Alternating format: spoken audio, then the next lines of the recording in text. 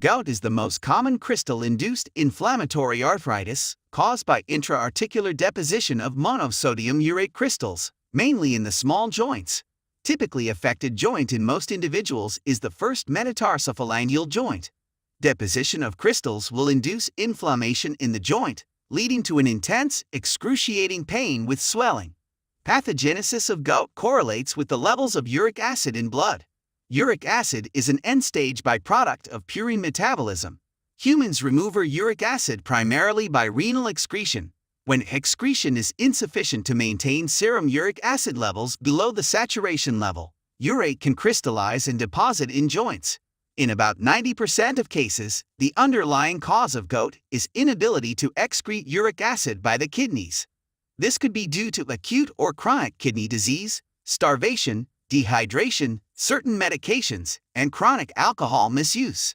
Sometimes, gout can occur due to overproduction of uric acid in our body, especially in disorders with high cell turnover, such as leukemia and lymphoma, psoriasis, and hemolytic anemias.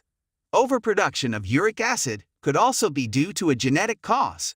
Another instance where excessive deposition of uric acid crystals occur is overconsumption of purine-rich foods.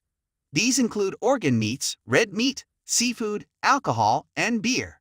In addition, intake of high saturated fat and fructose-containing foods also increase the risk of gout, although they are not rich in purines.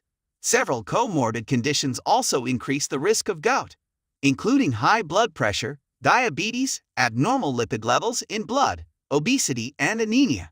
When we talk about the diet for a patient with gout, it should not contain the foods we discussed above, as they can increase blood uric acid levels and trigger gouty attacks.